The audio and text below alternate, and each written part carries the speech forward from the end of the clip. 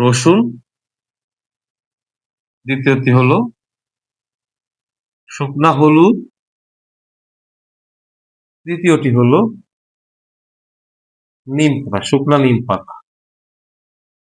এই যে তিনটা জিনিস আপনারা, রসুন অনেক সময় গাছ সহ তুলে রাখেন আপনারা, সেই ক্ষেত্রে এই যে গাছ সহ রসুন এরকম, যে রসুনের পাতা সহ রসুন এরকম বেঁধে আটির মতো করা, অথবা যদি রসুন খোলা আলাদা করা থাকে তাহলে নেটের যে ব্যাগ পাওয়া যায় বাজারে, যে নেটের ব্যাগ আমরা কিনতে পাই, সেই নেটের ব্যাগের মধ্যে এরকম রসুন ভরে দিয়ে, ধরে নিন আধা কেজি থেকে 1 কেজি, 0.5 থেকে 1 কেজি, অর্থাৎ হাফ কেজি বা 1 কেজি পরিমাণ রসুন এরকম নেটের ব্যাগের মধ্যে নিয়ে,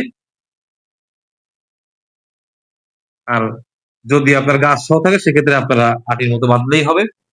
শুকনা হলুদটা এরকম নেট ব্যাগ।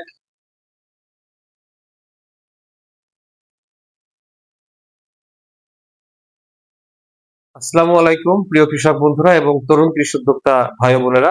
আমি কৃষিবিদ ইসলাম ফজলে রাব্বি, সবাইকে জানাচ্ছি অনেক অনেক শুভেচ্ছা এবং অভিনন্দন। বাংলাদেশের বিভিন্ন স্থান থেকে, পার্শ্ববর্তী রাষ্ট্র ভারতের পশ্চিমবঙ্গ, মিডল ইস্ট সহ বিশ্বের বিভিন্ন জায়গা থেকে যে সকল বাঙালি ভাই বোনেরা এই ভিডিওটি দেখছেন সবাইকে আন্তরিক শুভেচ্ছা জানাচ্ছি। প্রিয় বন্ধুরা, যে বিষয়টি নিয়ে আলোচনা করব সেটি হচ্ছে যে সনাতন পদ্ধতিতে পেঁয়াজ সংরক্ষণে দীর্ঘদিন পচন মুক্ত রাখার উপায়, অর্থাৎ পেঁয়াজ সংরক্ষণের জন্য যে সনাতন পদ্ধতি আমরা ব্যবহার করি, যেমন বর্তমান যে সময়টা বর্তমানে আমরা ব্যবহার করি হচ্ছে এয়ার ফ্লো সিস্টেম, বিদ্যুতের মাধ্যমে এয়ার ফ্লো সিস্টেমটা ব্যবহার করি। আর এর আগে ব্যবহার করতো সনাতন সিস্টেম, অর্থাৎ এই যে ঘরের মাচা, টিনের ঘরে যখন টিনের চাল যেগুলো ছিল বা ঘরের চাল এরকম মাচা রাখা হতো ঘরের উপরে, সেই মাচার উপরে পেঁয়াজ বা চাতাল বলি আমরা, এই চাতালের উপরে পেঁয়াজ রাখেন অনেকেই, অনেক সনাতন শত শত বছর আগে থেকে এটা প্র্যাকটিস হয়ে আসছে আমাদের দেশে, চাতালের উপরে পেঁয়াজ রাখা। কেউ বা আবার কি করেন, যে আলাদা একটা ঘর তৈরি করে দেখা যাচ্ছে সেই ঘরের ভিতরে একটু উঁচু করে একটা মাচা দিয়ে সেই মাচার উপরে পেঁয়াজ রাখে, মাটি থেকে একটু উপরে, এই যে মাটি থেকে একটু দূরত্ব রেখে উপরে মাচা করে সেখানে পেঁয়াজ রাখে। তো এই ক্ষেত্রে কিন্তু কোনো আহ কারেন্টের কোনো কিছু বা কোনো এয়ার ফ্লো বা এই ধরনের কিছু রাখা হয় না। পার্থক্যটা হচ্ছে এয়ার ফ্লোতে যখন আপনি রাখেন, এই বেশ দেখা যাচ্ছে যে অনেক পুরুত্ব অনেক বেশি থাকে, অল্প জায়গার মধ্যে আপনারা 300 থেকে 400 মণ পর্যন্ত পেঁয়াজ আপনারা এখানে রাখছেন। আর সনাতন পদ্ধতিতে কি হতো, এখানে পাতলা করে বিছিয়ে দেওয়া হচ্ছে, দেখা যাচ্ছে 6 থেকে 8 ইঞ্চি বা সর্বোচ্চ 1 ফুট এরকম, বা 1 ফুট রাখা হতো না, সাধারণত 8 ইঞ্চি বা 6 ইঞ্চি এরকম পরিমাণ পুরুত্ব রাখা হচ্ছে, যেটা সনাতন ভাবে যে পদ্ধতি ছিল আর কি। তো এখন এই বিষয়টি কেন আজকে আমি আলোচনায় আনলাম, সেটা হচ্ছে যে এখনো আমাদের দেশের একটা বড় অংশের যারা স্টোরেজ করেন পেঁয়াজ, তারা সনাতন পদ্ধতি অনুসরণ করেন। আর এয়ার ফ্লো সিস্টেমে আমাদের বাংলাদেশে যে পেঁয়াজ সংরক্ষণ করে রাখা হচ্ছে, এই যে আজকে এখন জুলাই মাস চলছে, জুলাই মাসের আজকে 7 তারিখ চলছে। তো দেখা যাচ্ছে যে এই পেঁয়াজ 2-3 মাস হয়ে পারেনি, এয়ার ফ্লোতে কিন্তু ঠিক মতো সংরক্ষণ করে রাখা যাচ্ছে না। অনেকগুলো কারণ রয়েছে। একটি কারণ হচ্ছে বর্তমানে বিদ্যুতের সংকট রয়েছে, যে কারণে এয়ার ফ্লো মেশিন ঠিক মতো কারেন্ট সাপ্লাই না থাকার কারণে সঠিকভাবে সাপোর্ট দিতে পারছে না। তার পাশাপাশি সঠিক ডিজাইন বা সঠিক মডেলে এই এয়ার ফ্লো স্টোরেজটা আপনারা তৈরি করতে না পারার কারণে কিন্তু অনেক পেঁয়াজ পচে যাচ্ছে।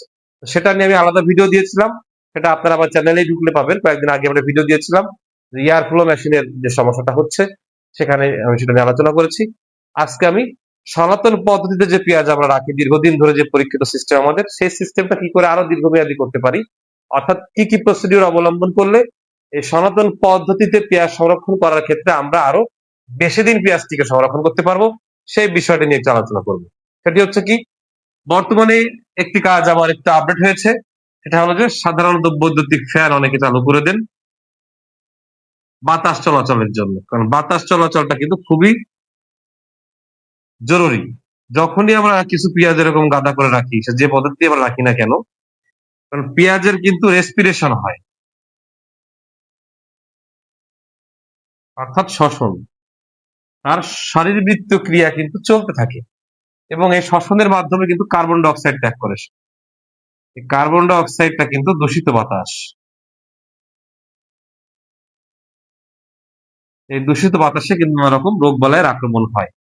তো যখন পেঁয়াজ গাদা করা থাকে কোনো একটি জায়গায়, তখন এই তাদের শ্বসনের মাধ্যমে, অর্থাৎ পেঁয়াজটা আমরা তুলে ফেললেও পেঁয়াজের ভেতরে যে সেল বা কোষগুলো থাকে এগুলো কিন্তু জীবিত, এবং সেখানে কিন্তু এই শ্বসন প্রক্রিয়াটি ঘটে, যার কারণে যে কার্বন ডাই অক্সাইডটা উৎপাদিত হয় সেটা ওই জায়গার বাতাসটাকে দূষিত করে। এখন যদি পেঁয়াজের গাদা কোথাও থাকে সেখানে যেই বাতাসগুলো থাকবে ওটা কিন্তু দূষিত বাতাস থাকবে, যে কারণে বাতাস খোলামেলা অর্থাৎ চলাচলের জায়গা থাকতে হবে, যে বাতাস সেখানে ঢুকবে এবং বের হবে। দুইটা বিষয়, বাতাস ঢুকবে আবার বের হয়ে যাবে। এই জিনিসটা হলে কিন্তু আর এই কার্বন ডাই অক্সাইড বা দূষিত বাতাসটা পেঁয়াজের ভিতর থাকতে পারবে না, বাতাসটা বের হয়ে দূর হয়ে যাবে। তো এই প্রসিডিউরটা অবলম্বন করে কিন্তু চাতালে অনেকে পেঁয়াজ রাখেন বা অনেকে খোলা জায়গায় চাল রেখে তারপরে বাঁচা করে দিয়ে পেঁয়াজগুলো রাখেন। তো এয়ার ফ্লো মেশিনের যে অবস্থাগুলো আমি দেখছি, বা যেভাবে বিদ্যুতের সংকট বা ডিজাইন ঠিক মতো না জানা না করার কারণে এয়ার ফ্লোতে সংরক্ষণ করা যাচ্ছে না, এই সনাতন পদ্ধতিটা আরো আপডেট করা সম্ভব হয়।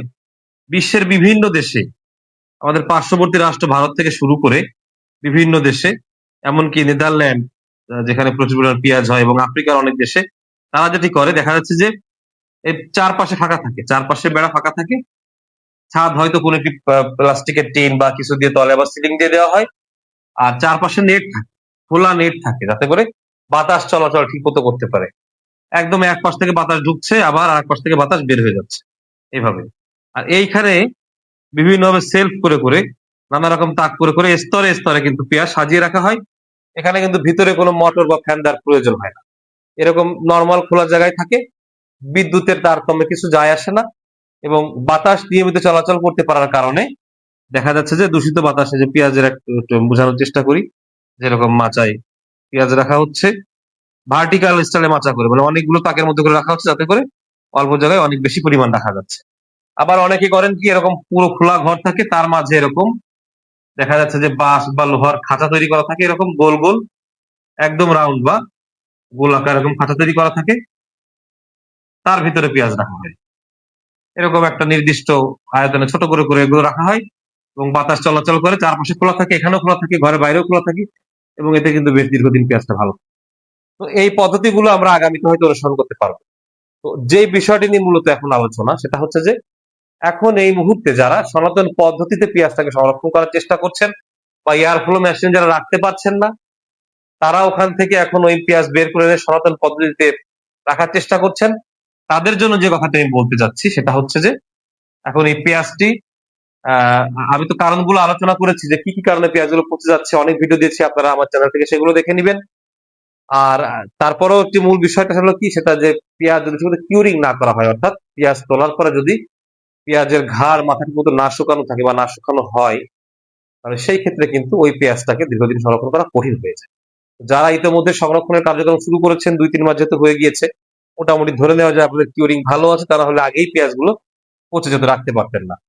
তো যাই হোক, এখন সনাতন পদ্ধতিতে যারা আপনারা এরকম পেঁয়াজগুলো রেখেছেন, ঘরের চাতালে রেখেছেন বা এরকম তাক করে রেখেছেন, তারা এখন একটি পরামর্শ আমি দিব, যে কাজটি আপনারা করলে এই পেঁয়াজটি দীর্ঘদিন ভালো থাকার একটি সম্ভাবনা রয়েছে, মানে থাকবে ভালো, আপনার রাখতে পারলে অবশ্যই থাকবে। তো সেটা কি কি উপায় হতে পারে, আমি কয়েকটি জিনিসের নাম বলছি। একটি হচ্ছে রসুন, দ্বিতীয়টি হলো শুকনা হলুদ, তৃতীয়টি হলো নিম পাতা, শুকনা নিম পাতা।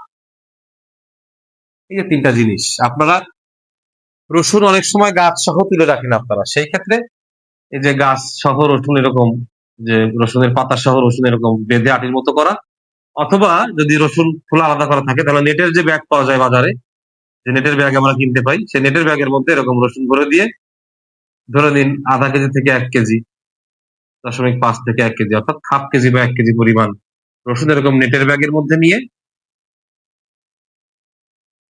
আর যদি আপনার গাছ সহ থাকে সেক্ষেত্রে আপনারা আটির মতো বাঁধলেই হবে। শুকনা হলুদটা এরকম নেট ব্যাগ,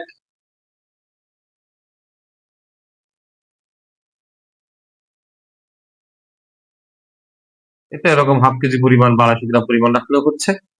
এবং নিম পাতা যেটি আপনারা করবেন, যে এরকম আস্ত লম্বা লম্বা যে নিম পাতাগুলো, এই যে ডাল সহ, নিম পাতাগুলো ডাল সহ একটু রোদে শুকিয়ে, এই যে এটা এরকম এই জায়গায় আটির মতো বেঁধে ফেলবে। এই যে তিনটা উপাদান আমি বললাম, যেরকম নেটের মধ্যে, নেটের ব্যাগের মধ্যে রসুন, শুকনা হলুদ এবং শুকনা নিম পাতা, এই জিনিসগুলো আপনারা কি করবেন, এটা আপনারা এই যে চাতালে আপনারা পেঁয়াজ সংরক্ষণ করেছেন, এর এই যে উপরের যে আড়া থাকে বা যে কাঠের অংশ থাকে এর সঙ্গে আপনারা ঝুলিয়ে দিবেন।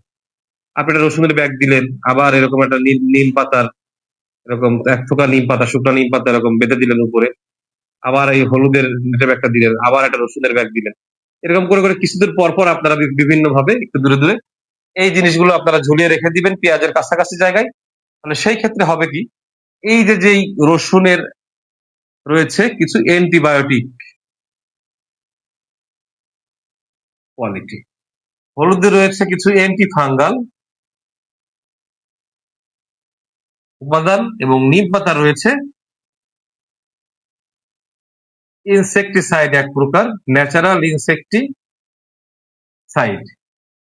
এই যে ন্যাচারাল ইনসেকটিসাইড নিম পাতা, এটার কারণে সহজে কিন্তু বিভিন্ন প্রকার পোকা যেগুলো আছে সেগুলো কিন্তু আপনার পেঁয়াজে আক্রমণ করতে পারবে না। হলুদের কারণে ফাঙ্গাস আক্রমণের আর সহজে হবে না, এবং রসুনের কারণে সহজে ব্যাকটেরিয়ার আক্রমণ।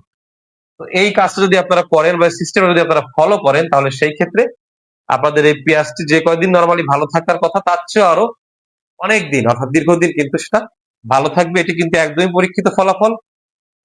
বিশ্বের বিভিন্ন দেশের বিজ্ঞানীরা এবং অনেক পুরনো চাষীরা দীর্ঘদিন আগে থেকে কিন্তু এই পদ্ধতি ফলো করে আসছে। এই জিনিসগুলো রাখলে কিন্তু পেঁয়াজের মান অনেক দিন ধরে ভালো থাকে। ইভেন বাংলাদেশেও অনেক চাষী যারা আমার সঙ্গে আলোচনা করেন নিয়মিত, আমার সঙ্গে যোগাযোগ করে কৃষি কাজগুলো করেন, যারা এরকম চাতালে পেঁয়াজ রেখেছেন অনেককেই কিন্তু আমি পরামর্শ দিয়েছিলাম এই প্রসিডিউরটা অবলম্বন করার জন্য, এবং এই প্রসিডিউর অবলম্বন করে কিন্তু তারা খুব ভালো সুফল পেয়েছেন। ওনাদের পেঁয়াজ কিন্তু এখনো অনেক ভালো রয়েছে, তেমন কোনো পচনের সমস্যা কিন্তু ওদের পেঁয়াজে দেখা যায়। প্রিয় বন্ধুরা, আমি আশা করি আপনারা হয়তো ভিডিওটি ভালোভাবে বুঝতে পেরেছেন। যদি নাও বুঝতে পারেন, আপনারা এই কমেন্ট বক্সে কমেন্ট করবেন, আমি অবশ্যই চেষ্টা করবো আপনাদের কমেন্টের রিপ্লাই দিতে। আর যদি আমার এই ভিডিওটি ভালো লেগে থাকে তাহলে অবশ্যই এই ভিডিওটি লাইক দিবেন, কমেন্ট করবেন, শেয়ার করে সবার মধ্যে ছড়িয়ে দিবেন। আর আমার এই চ্যানেল থেকে নিয়মিত এরকম কৃষি বিজ্ঞান ভিত্তিক ভিডিও পেতে হলে অবশ্যই চ্যানেলটিতে সাবস্ক্রাইব করবেন। সবাই সুস্থ থাকবেন, ভালো থাকবেন, আমার জন্য দোয়া করবেন। আল্লাহ হাফেজ।